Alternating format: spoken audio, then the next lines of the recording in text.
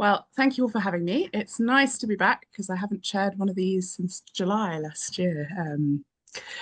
So this morning we are going to hear from Dave Camlin. We're going to hear all about Cumberlandia and his upcoming workshops for that. We're going to hear from David Ross from North Cumbria Scriptwriters, and we're going to hear from Paul Hodgson all about Dave Day in Barrow. And maybe catch a little bit from Chris Dennett too, if he's willing, because I believe he has a photo booth that has toured Barrow and is going to be part of the exhibition at the Dock Museum. So that's us for today. So whenever you're ready, Dave, tell us Brilliant. all about Cumberlandia. Oh, I'll just share my screen. I'll make this as brief as I can. The website is cumberlandia.co.uk, and it's a boutique festival that happens in Rivendell, which is a beautiful festival site just outside of Workington that lots of people haven't come across before. It's the brainchild of a couple of friends of ours, Joanne and Olwyn Braniff. We were all on the Solfest committee in the very early days of Solfest, and Olwyn decided after we kind of parted ways with Solfest that he wanted his own festival site, and really that's why he was involved with Solfest in the first place, was to build stuff. So they've built this beautiful festival site out the back of their property, where lots of events happen, but generally quite under the radar. And we ran Cumberlandia last year for the first time. It's a weekend of folk music. Um, I can share a few images and things from the last one. Um, so yeah, it's the idea is that it's showcasing local talent as well as bringing in inspiring artists from further afield as well. Can you still see all those photos as well? Yeah, It's absolutely, all that. Dave.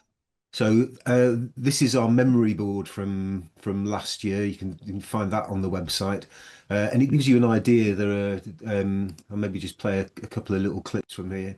This is this is one of the clips from. Actually, no, maybe you can't hear that.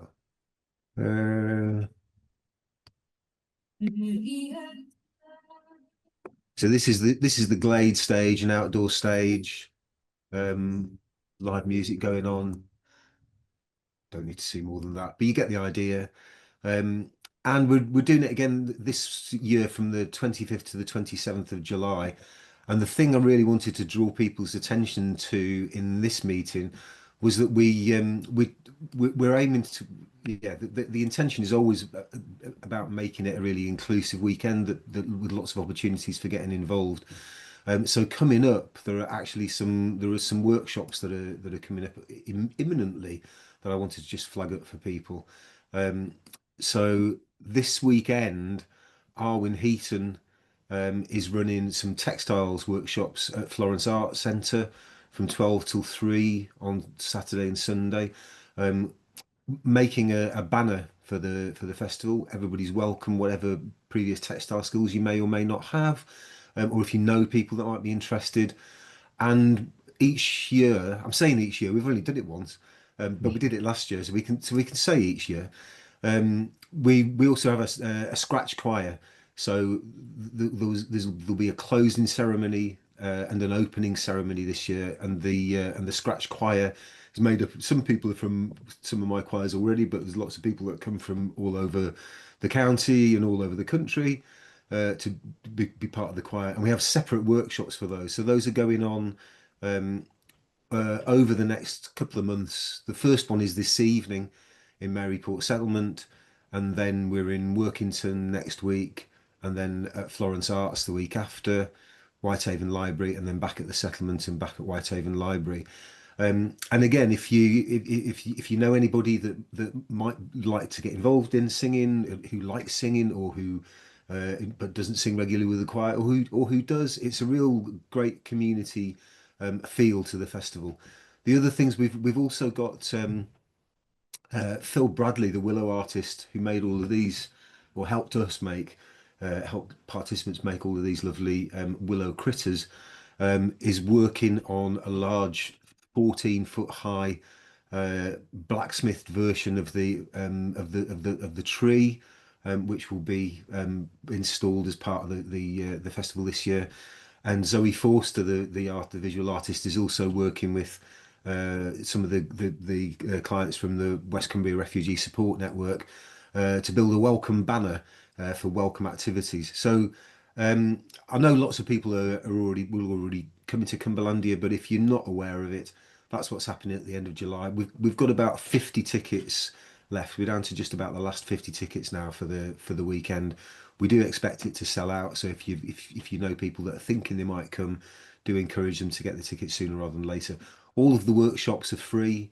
We've had support from Arts Council that's helping pay for all of the participatory workshops. And a fantastic lineup as well, actually. But that, at the heart of it is participation, but there are also some fantastic performers, including Sam Lee, and Dan Dancer Dub, a big reggae dub band for the evening, Granny's Attic, Folkies, Amy Thatcher's new band Revolver, and folk legend Rory McLeod, as well as lots and lots and lots of local artists and a Morris side and all kinds of things and artists from all over Cumbria. I won't go through all of that, but you can get the idea, and it's dead easy to find cumberlandia.co.uk. And I went to get my mug. There was a mug conversation going on, so I've come with my branded Cumberlandia mug. The Oh theme wow. is yellow. That is highly organised, Dave, to appear with a branded mug at the final second. I'm very impressed. Well, thank you so much for sharing all of that, Dave. Does anyone have any questions for Dave about Cumberlandia? Perhaps not.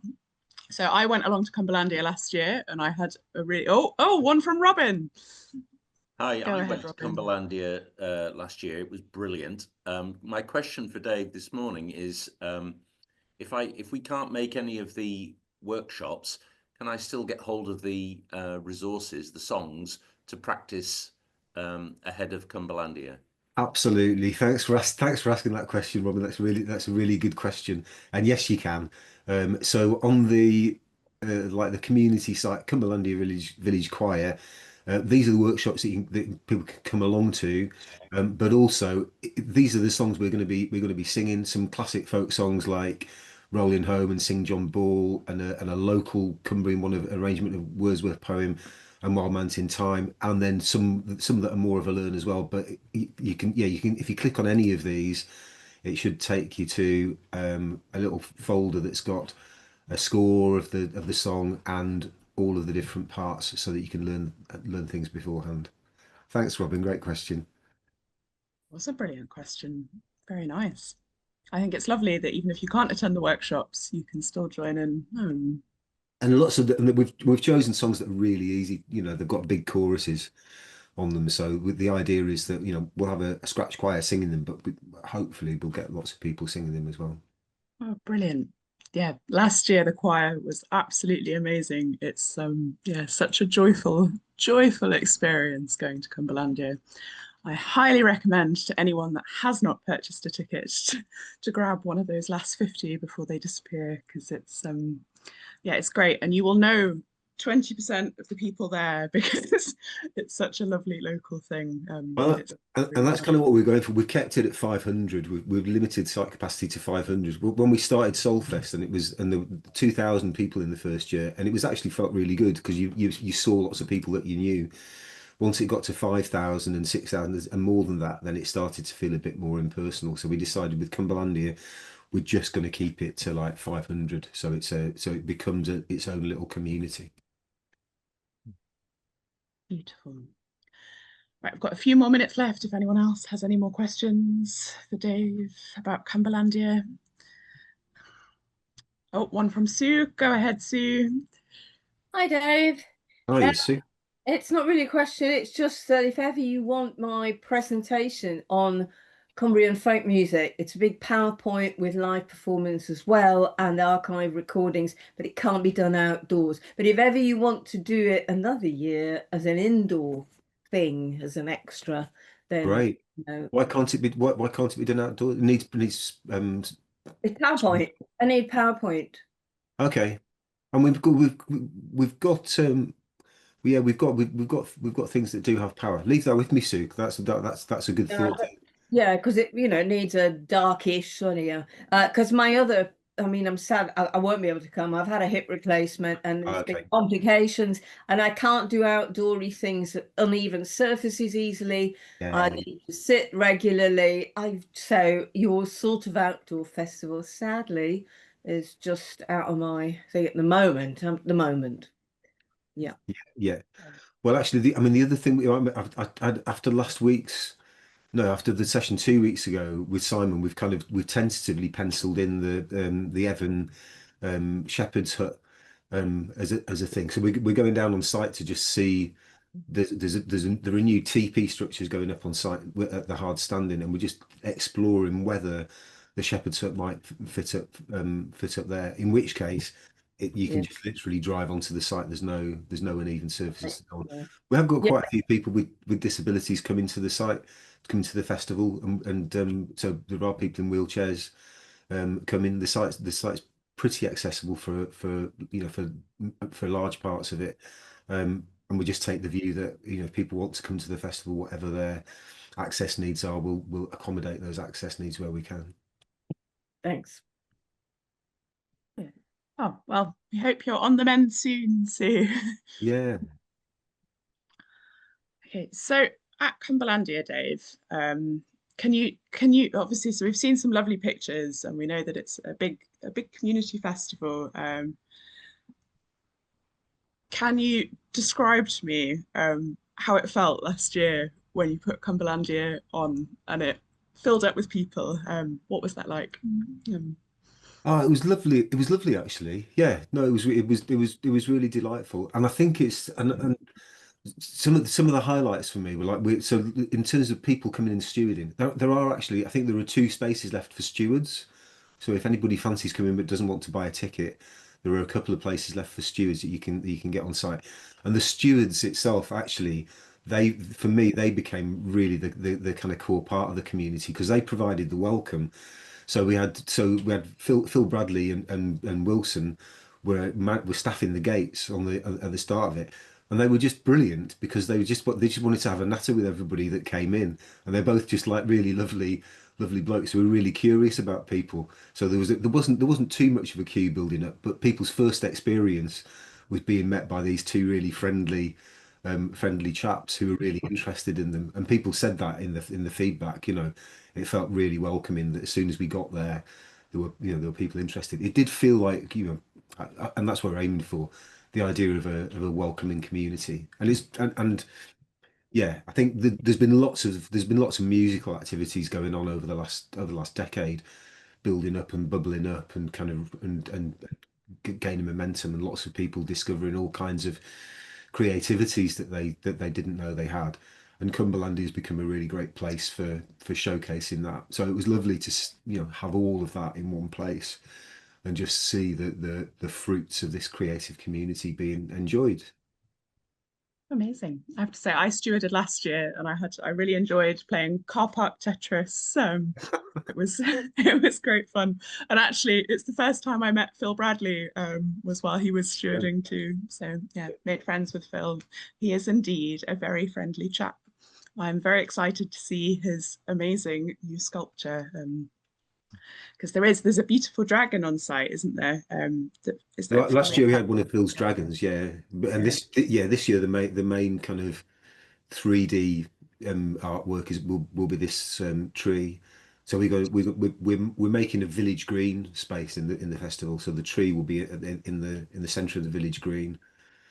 Yeah. We've got a village band this year as well. So there's like a brass band coming to play with the choir and stuff. So it's like it's a little village. It's a little secret village for a weekend. Just Fantastic. outskirts of Orpington. We've got a question from Chris. Well, I was just going to, because I was there last year, had a fantastic time. And I think one of the things, that village feel that that mix of local or Cumbrian acts and kind of big names from, you know, last year Catherine Tickell and Baghdadis, but it kind of felt like everybody was all part of the same family. There wasn't a kind of, you know, Premier League and sort of second division feel about it. It was genuinely really inclusive. And we've tried to go for artists, for, you know, for our headline artists. We've gone for artists who we think completely get and understand the ethos of what we're trying to achieve. So, you know, Rory McLeod has been part of the festival scene for a long time. But equally, you know, Sam Lee, you know, he's a headline artist who can draw like huge crowds into like big venues. But at heart, he's an ecologist. You know, he was an environmentalist before he became a folk singer. So he's really passionate about the natural world, and you know, there are lots of environmental themes within Cumberlandia as well. So it's kind of we've tried to go for people that we think will understand the ethos of the festival, which is about celebrating at a local level, but with a sense of global responsibility. Fantastic. Well, thank you so much for sharing all of that with us, Dave. I know Cumberlandia is amazing because I went last year, and I really do encourage anybody who's not been along to snap up one of the last of those tickets, because it really is a magical place to be. Thank you very much, Dave. I'm sorry I can't stay longer, but I've got another thing I've got to get to. That's all good. You're a very busy man. Just lovely to see you, Dave. Thanks. So next we're going to hear from David Ross of North Cumbria Scriptwriters, who's got a lovely PowerPoint for us that Chris is going to reel off. Let's wait for the gremlins. Here we go. Here it comes. Okay, can everybody see this? Yep, I can see that. There we go. Okay, good morning, everybody. First of all, I thought before I talked about a couple of the things that we get involved in, for those of you who don't know who North Cumbria Scriptwriters are, we're a group of professional and amateur writers, and we share a passion for writing, stage, screen, TV and radio. Some of us have had our scripts performed, and some of us have our work published. They meet once a month via Zoom, where they go through an extract from a member's work, and then they give constructive feedback on how that member could develop or improve on their work. But the thing which I want to talk about today is that they also put together writing competitions and also workshops. And the membership to be a member of North Cumbria Scriptwriters is £25 a year. Okay, so in terms of the workshop that we've got coming up, how do I get to the next slide? Oh, Chris will do that. Okay, the script workshop, it's in the studio at Theatre by the Lake. I have very good links with Theatre by the Lake, so I always like to get them involved in various things. And it's on Saturday 28th of June from 10 o'clock to 4 o'clock. And if you're an MCS member, it's free, but if you're a non-member, it's £10 for the day. And basically, you'll have the opportunity to watch a professional team of director and actors, and I'll mention who those people are in a minute, as they conduct a workshop on a series of script extracts provided by NCS members. And then you'll look at the process as they look to iron out issues that the writers have identified. And maybe as we've got the director in on this call, maybe the director would like to say a few words as well. So it's an opportunity to have scripts professionally workshopped at further sessions if you're a member of NCS. So and there's details on how to become a member. Okay, so so on the next slide, it's the process. So I agreed a date to the workshop with Theatre by the Lake, and I'm liaising with the various theatre people on that. And then very, very kindly, the CACN newsletter put a call out for 1 director and 4 actors. And to be honest, we got lots of interest, both from directors and actors. And So I'm very, very lucky to have, because I know Peter fairly well. Peter McQueen is going to be the director, and then the actors, Chris Casey, Toby Gaffney, Grace Kirby, and Sally Lofthouse. I saw Sally recently at the Open Space Scratch Night at Theatre by the Lake, and she's the first person who was a drag king. So I mean, we're used to seeing drag queens, but she's the first drag king that I'd ever seen. So so yeah, very lucky to get that team together. And Peter, I've sent him electronic copies of the script, so he will be looking at those and putting together his plan on that. Okay, so on the next slide, so that's on the 28th of June. Then our playwriting competitions. Every 2 years we have a playwriting competition, and in 2024 the theme was At Your Age. So that was up to the playwrights to decide what that meant to them.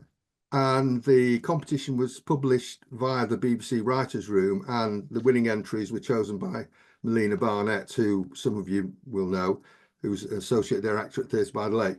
And the winning entries got to be performed at Theatre by the Lake in the studio, and also at Penrith Playhouse in April of 2024. So that's a competition they do. They were put on every 2 years, and then every 2 years will be the workshop. So that's the idea. So every year, 1 year there's a workshop, 1 year there's a writing competition. Okay, I think that's all that on that. Oh yes, there's pictures of in the studio. We were rehearsing for At Your Age, because there were 6 plays. The instruction to the playwrights was that it had to be minimal staging. So part of their creativity was how to get things come alive with fairly minimum staging. So that was us rehearsing in the studio. And then the final slide is that's at Penrith Theatre, which if you've not been to Penrith, it's a lovely theatre. It's a great stage to act on. It's a great stage for live bands to perform on. And Penrith, we're actually going to get some new seating installed in September, and so we're looking forward to that. But that was us, all the cast and crew at the 2024 performing the winning entries on that. Okay, so that's the end of the little whistle stop tour. Peter, good to see you today. Anything you'd like to mention about your involvement as the director for my workshop? Yes, well, I'm very happy to be doing it. I think it's been quite an interesting day.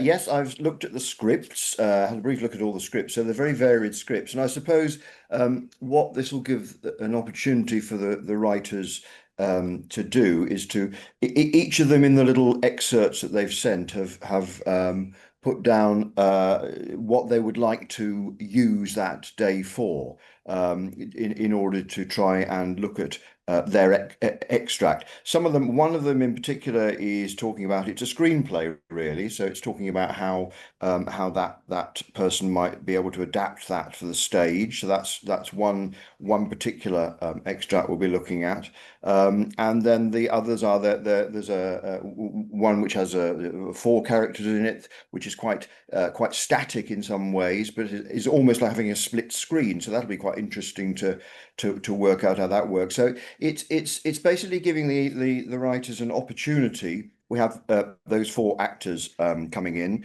so it's basically an opportunity to give them a chance to see how these things might work, and sort out any, not problems that they have, but anything that sometimes when you're sitting down alone, as all people who sit there and write know, you can put something down on paper and go, oh, I wonder how that'll work. Or you let your imagination go and suddenly you realize that you've got an enormous set in your mind, and you suddenly think, well, how am I going to get that chariot on stage? So it's things like that, really, lots of different things. So I'm looking forward to with our 4 actors to be able to hopefully come up with some interesting ideas and maybe resolve a few, again, not problems, that's the wrong word, but a few things that have maybe got some of the writers stuck in a place somewhere. So I'm looking forward to that.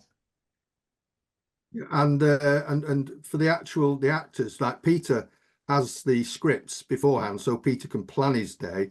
But the actors are coming in cold. They do not know what their scripts are going to be until they actually get them on the day, which I think will be quite interesting to see how the professional actors cope with that as well.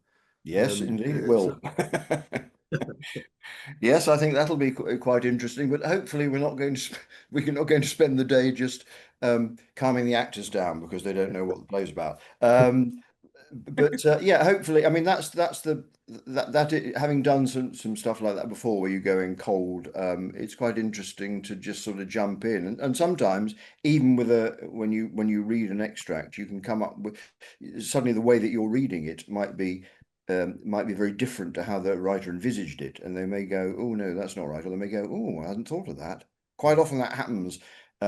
Writers write things, and then when they go into rehearsal, especially new plays, when they go into rehearsal, actors and directors discover things that actually the writer hadn't intended, which normally adds, I think, I hope. We'll see. Well, I like to go, when I start with actors reading through my script and moving about the stage, I think, I didn't mean that. Yeah, exactly. Yeah. And you think, oh, right. Oh, well, you put something in there which is better than what I've put in. So I'll keep that. Of course, you then rewrite it, and then you publish it with all the rewrites. And of course, you don't give them credit for it because you still publish it under your own name. Yes. Say no more. But that's all. As an actor, that's always really interesting as well, because when you're rehearsing a piece, there are lots of ways to interpret. You can, a 2-dimensional script on the page, you can see the words, but you can say a line in so many different ways. And as long as it knits together with what's happening in the scene and what everybody else is saying, but it's just the nuance. We talk every day. We nuance the way that we speak every day.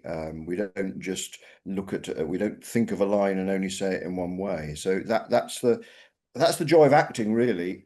For me, is the interpretation of things. Oh, hello. Oh, well, thank you very much, Peter, for sharing all about that day. It sounds exciting. Can I ask, I'll shut up then. No. I mean, you've got 5 minutes. You can keep talking if you like. Are all your actors local? Yes, they are. Yes, I've worked with 2 of them before, Toby Gaffney and Grace Kirby. I haven't worked with the other 2 actors, so I'm looking forward to that as well.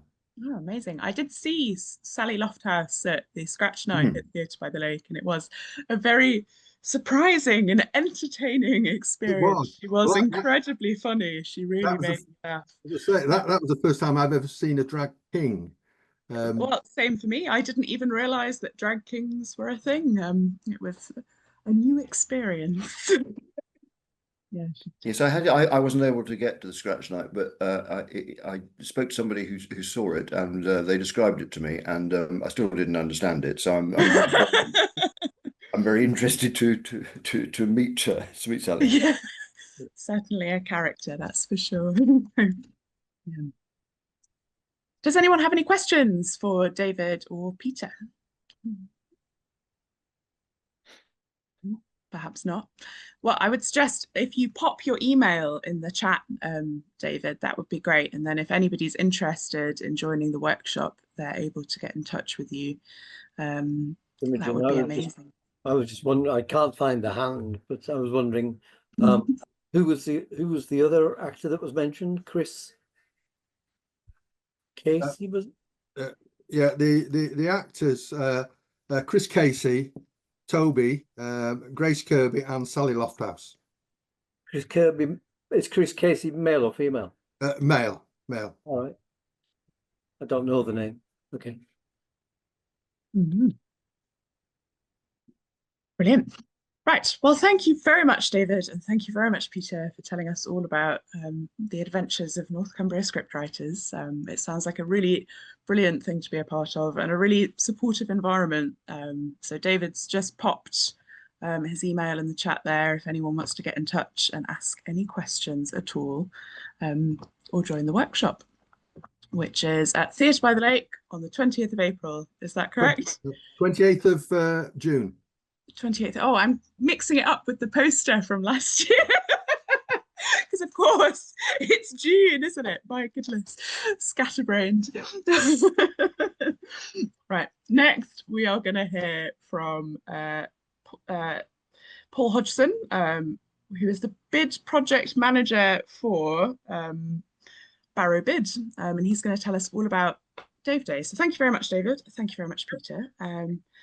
And we'll move on to Paul. If you're ready, Paul, he's somewhere in the background. I'm here. Hello, Paul. Are you able to turn your camera on? Oh, there you No, are. it's not working. Yeah, I was going to say, I can see myself. So, Lots of faces in front of me. yeah, I apologise. I've not got a screen or anything to share with you because I Well, thought one of my colleagues in the document. I've cobbled together some images, which will be probably very low quality, but it'll just give a bit of visual variety. But yeah, carry on. I can... No, yeah. Unfortunately, I was going to be doing this with one of the colleagues down at the Dock Museum, and the child wasn't able to make it last minute. So, yeah. So Dave Day, it's taking place next weekend. So it's Saturday the 21st and Sunday the 22nd of June. So it's basically a celebration of Dave Myers, the hairy biker that very sadly passed away last year. Following his passing, Liliana, his wife, got in touch with us about wanting to put on an event in Barrow to sort of honour his memory effectively, which, you know, was something that we sort of cobbled together very quickly, I guess, last year, which gained quite a lot of traction, and we had something like 46,000 motorbikes turn up in Barrow as part of a procession from London. So this year we're looking to try and recreate that again. We're not sort of the organiser that's dealing with the motorbike procession part of the event. That's an individual called Woody, one of Dave's close friends. But the event's going to see procession once again setting off from the Ace Cafe in London on the Saturday. So I think they're setting off at 7 a.m. They've got multiple stop-offs along the route, which should see them arriving in Barrow about 3:15. If everything goes according to plan and there's no major delays on the motorways and things like that. In terms of what we've got going on in Barrow once people arrive, I guess that's where we sort of significantly expanded the event. Last year the event was just a single day effectively, whereas this year we've got stuff going on over the full weekend to really showcase what Barrow's got to offer as a town. So the procession route will be coming down Abbey Road in Barrow, past Dave's old house, then continuing up Duke Street across the town square in front of the town hall there. So in the evening on the Saturday, we've got a charity concert at the rear of the town hall in Market Street car park. So it's got quite a few local bands supporting it, as well as Hell Bells, which are the UK's top AC/DC tribute, and Darren Wharton from Thin Lizzy, with Renegades band as well. So it's expecting quite a high attendance at that event. It's an open air event, supported by the local authority. Then moving on to the Sunday, we've got multiple different things spread around the town. So we've got a motorcycle exhibition that'll be lining Dalton Road and the side streets. So bikers that want to have registered, that want to come and showcase their motorcycles, they can do that. We've also got a food and drinks festival, which will be running on Portland Walk, and then sort of the outdoor market area. So I think we've got something like 70 local traders that are registered for that. There's also going to be some local sort of makers and things like that in the BE's facility on Portland Walk at the bridge, as well as a few more in the Mall.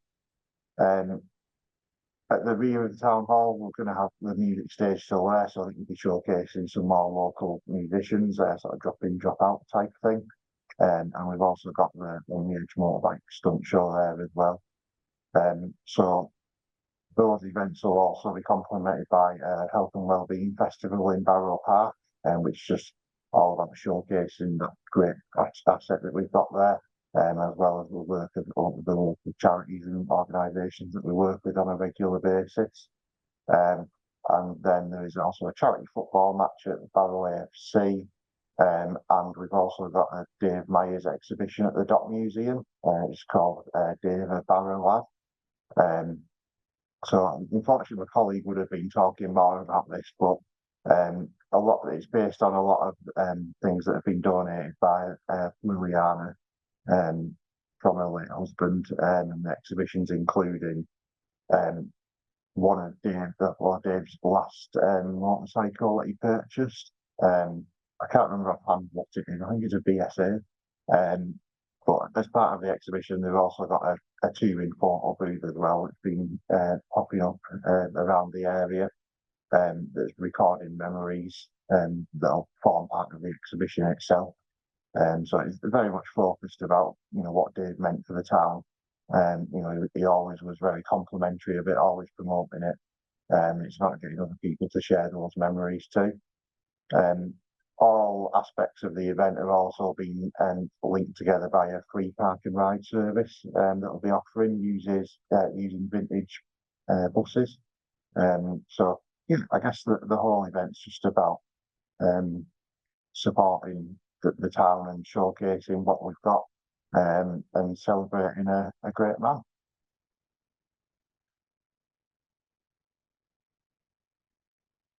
You're mute.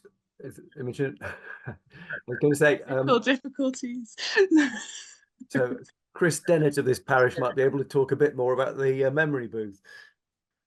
Yeah, hello. Sorry, I'm desperately trying to make a laser cut project for my daughter while she's got an exam, so she doesn't see it until she gets home. But yes, yeah, that's me on the screen. Yeah, we made so the Dock Museum asked us to create a memory booth for people to come in and record memories of Dave or Dave Day. So the thing you can see on the screen is the sort of end of it, and in the middle is a colourful Harley Davidson that we bizarrely got on eBay, a wooden full-size Harley Davidson, as you do, and we painted it up to sort of match Dave's love of Hawaiian shirts. We went big and bright and bold and put it all in fancy colours, and then people could sit on the bike, and there's a green screen behind them, so it looks like they're in a convoy with all the other bikes. We got some bikers from Barrow to record for us, and they were great. They wore these sort of things you put on the bike helmets, like make you look like fish and dogs and things. Muppets, yeah. Sorry, Jenny's over there feeding me lines. Yeah, and so that was on the screen behind you, and people could press. We got a cheese button on the handlebars because why not? You press a cheese button, record a little video, and then that gets stored, and then this whole thing's going to. We've moved it to the Dock Museum. We're going to set it up on Sunday, I think, and that's going to be part of the Dave Myers exhibition. We've been working on some other things to go in there as well. So yeah, it's going to be interesting watching. I think they've got steels to remove these motorbikes down. They've got to get them down a sort of half spiral staircase. So wow. on Monday. But yeah, there's going to be a glitter ball because he's on Strictly coming down there. There's going to be all the hairy bikers stuff in there, and he was a makeup artist for the BBC and for lots of films. So Jenny and I have been putting together a sort of makeup table with the lights around and all the pictures of all the things he's worked on. It's been quite a privilege to look at all the photos. So Lily's given loads of photos, hasn't she, to all the films, all the various gore and things he put on people's faces for various films. So we're sort of putting those things together as well. Yeah, and a map of all the places he's cooked all over the world. So yes, there's a lot to do, slight panic, but I'm sure it'll be fine. It does sound like you are a very busy man, Chris. There's an Yeah. awful lot coming together. It sounds like a fantastic event. Did anyone attend last year that's on the call? No, nobody. Is anyone planning on attending this year? Yes, I went last year. Yeah. What was it like, Neil? It was great. Yes, we stayed on the roundabout at Ulverston, so we could see all the bikes coming through on the way to Barrow. So it was amazing. It went on for an hour or so, hundreds and hundreds of bikes with all their silly things, Muppets on their helmets and stuff. I did see some pictures of some very fantastic helmets because we had Joe from ArtGene last year talking about Dave Day. Chris has just popped a link in the chat, which is visitbarrow.org Dave Day. So if anyone wants to have a look at that, all the information should be on there. Does anyone have any questions for Paul or Chris about his curious photo booth? Got a message from Leslie in the chat that says it was a fab event last year, well organised. And Chris has popped in a link to the Dock Museum website if anyone wants to take a look at that. That the exhibition runs for quite some time, doesn't it? I think it goes through till October. Yeah, yeah, that's right. It's I think it's October, is it? October 1st, I think. October the 1st, yeah. So it's there for a while. So, but there's going to be plenty to see there. So yeah, 3 motorbikes if you include our wooden one down in the Dock Museum, and plenty of other stuff. It was lovely to hear all the memories of different people. It seemed like everyone he met, he sort of made friends with, and they became sort of friends for many years. And it was just sort of, it's so nice to have a festival built around just a lovely bloke, you know, and everything he did in his life seemed sort of lovely. So yes, lovely and colourful. Did anyone on the call ever meet Dave? Or no. Oh, a question from Robin. Is the photo booth still operational, Chris? Yeah, it's still operational. We left it, so we took it to the Holiday Inn, Row Island Boat Club, and the town hall, and we thought we'd just leave it on in the Holiday Inn overnight, and lots of kids had a go on it and were very exuberant with it, so it might need some repairs, but yes, you can still go and record memories in the Dock Museum. So there's a screen on the outside looping through all the memories that have been recorded, and you can just go in and record your own. Maximum of a minute though, so if you've got a long memory, get it concise. Brilliant. It sounds amazing, Chris. Okay. Oh, question from Chris. Yeah, well, I was going to ask Paul, is the intention that this is going to become an annual event, or are you going to be burned out after this, or spacing it out a bit more? What's the plan? I think there's a potential for it to become an annual event. I think it'd be really good for us to continue to honour Dave's memory. Whether it takes this form every year, I'm not sure. I think there's probably, thinking of likelihood, it's probably going to become a bit of a pilgrimage for bikers, if nothing else. So I think that's the intention, to keep it running. And is it just you organising it?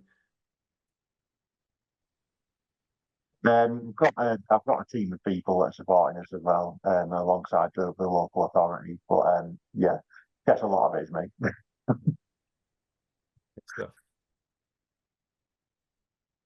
Brilliant. I have visions of, so Chris, you were describing getting those motorbikes down the stairs, and that sounds a lot easier than getting them back up the stairs again. Yeah, it's a good point. I mean, the last sort of big project we had, in fact, Andrew Deacon's on the call, Steele's moved a moose head from the Dock Museum into a shop that we in the middle of Barrow. So they're used to big, awkward things to move. and they got that in and out, you know, without hassle. Well, some hassle. My goodness. When you say moose head, is that like an actual moose head or some kind of sculpture or? No, an actual moose head. So, Andrew, do you want to explain the moose? Please do. I'm fascinated by the moose. So An actual moose head shot in Canada, I think, by a solicitor from Ulverston in the 19th century. wow. And everyone over a certain age in Barrow remembers the moose head that stood on the stairs as you went up to the museum, which was above the library. And they would touch its nose. And everybody remembers this. And when the museum moved to the Dock Museum, the moose disappeared. And we did some interviews with people, and this moose head kept coming up. And you could tell people were really sad that their moose head had been removed. So there was a woman I interviewed who was crying over it. I said, I'm sure it must still exist. They're a proper museum, you know, they wouldn't just get rid of things. Anyway, long story short, we were recreating a museum in a disused shop in Barrow with Chris and Jenny and a couple of others. And yeah, getting the moose head seemed to be symbolic and something we absolutely had to do. Yeah, very heavy, very big, really weird shape. It got into the door by millimeters. I mean, steels are fantastic. I mean, they moved us to Scotland, and I was just astonished at the skill these guys have of shifting heavy stuff in very difficult ways. But yeah, I'll never forget the moose head. And we also found out there was a second moose head.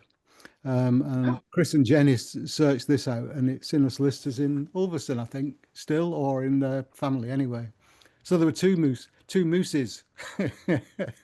Although I think that was controversial, that one, because It was, yeah. People reckoned it was an elk, did they, or something? Yeah, or a caribou or something. Yeah. Caribou, that's it. Yeah.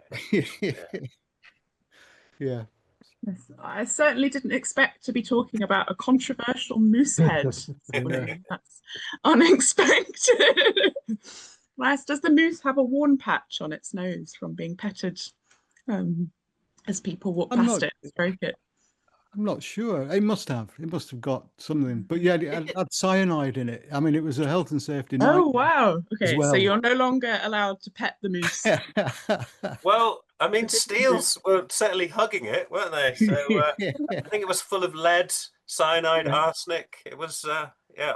Sorry, arsenic, not cyanide. Yeah, cyanide would really be, arsenic. Oh, was one of the visitors coming back to visit said, "Oh, they were just flavors back then." That's one way to get heavy metal poisoning, cuddling a giant moose head. No one would believe you if you told them that, would they? It did look great though. Yeah. And it made a lot of people very happy. And we got a lot of people through. We were open for a week and got 1,800 people through the museum. Was that all to see the moose head? I think so. Well, it wasn't all, but it's a way. If you want to get people to your event, get a moose head in. That's all I can recommend. Noted. Do you hire it out, or? I don't know. You have to talk to me. It's gone back into the museum now. A lucky moose. Yeah. Amazing. Oh.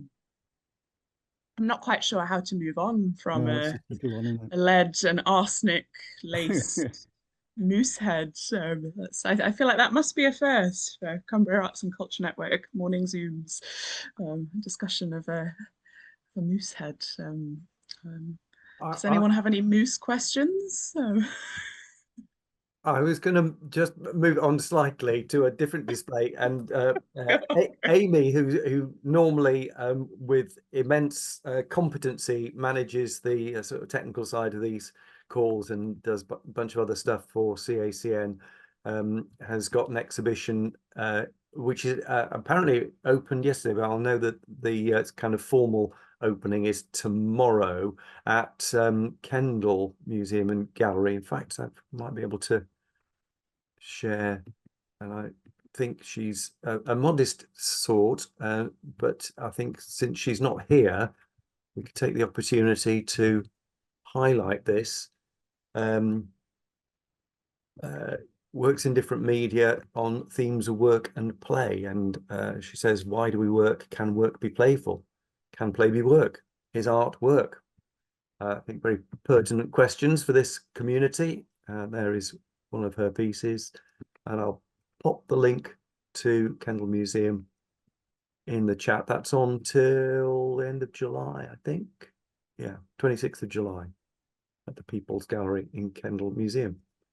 So I'll certainly get down there at some point, and people in that neck of the woods go along and support her. That's lovely. It's really nice to see an insight into Amy's other life, which is not PowerPoints and graphics. There we go. There's a link in the chat for Kendal Museum just now. So we've got a few minutes. Oh, I was just going to say there's a few minutes left on the Zoom call. Does anyone have anything they want to plug? And just as I thought that, Phil has popped a little message in the chat which says there's still a handful of tickets for the last 2 shows of The Pink Panther Strikes Again, tonight and tomorrow at Carlisle Green Room Theatre. My performance as Clouseau has been described as a piece of celery. Maybe that was Peter Celery. Very good. Phil, can you explain why? Yes, explain yourself. that joke. Peter's Celery, yes. I've been working on that all week, you know. It's pretty good. Very nice. It's been very silly. It brings a array of nonsense into people's lives. Yes. I take it you're enjoying the Pink Panther experience then, Phil? Well, it was an exquisite kind of torture on the opening night, and then I sort of eased into it. Yes. What I like, I've seen it because I also do front of house at the Green Room, but I saw it, and I liked the fact that there is an abundance of Pink Panthers who are used to move the scenery about. And I thought that was very clever. Yeah, that all the scenery was all moved about by Pink Panthers. Fantastic. Yeah, lovely. What a brilliant idea. And one of them plays the saxophone as well. So, okay, so on the call we've had Moosehead, saxophone playing, Pink Panthers. What an exciting Friday morning. Brilliant. Well, I think we will leave it there for today unless anyone else has any burning desires to share anything. I'm going to go see Odd Socks in Workington tomorrow, which is outdoor Shakespeare, and tickets are free if anyone fancies that. And then I'm going to pop along to the Kergate at the weekend in Cockermouth on Saturday to see Emma Rydell and Toby Gaffney, who David mentioned before, in Soaked, which is a play written by Emma Rydell. So I'm really looking forward to that. Lots of exciting cultural events going on around this weekend. Anybody else got anything that they're looking forward to or want to flag up? Well, I'm going down to London with my daughter. It was a Father's Day gift. We're going to see an improv theatre group, Shoot from the Hip, at Leicester Square Theatre. And my daughter thought, Dad, maybe you're a bit too old for this type of theatre experience, because they could get quite interesting. But I'm really looking forward to that. And also tonight and tomorrow night it's our last 2 nights at Penrith Players for Hay Fever. So it's stunningly visual. I think they've done a really great job there. Lovely. Thank you, David. Okay, well, it's been a real honour to sit back in Tom Spate's chair and chair the Zoom call, even if it has been a little bit babbly and I did get too carried away with the moosehead. I'd just like to thank Dave Camlin from Cumberlandia for sharing with us today. For anyone that wasn't on at the start of the call, there are 50 tickets left to Cumberlandia, which is a local folk festival. I went last year and it's really lovely. And a big thank you to David Ross and Peter McQueen from North Cumbrian Scriptwriters, talking about their event at Theatre by the Lake, isn't it, David? Yeah, brilliant. Remind us of the date before everyone disappears. 28th of June, 10 o'clock till 4. On the 28th of June, 10 o'clock till 4. Brilliant.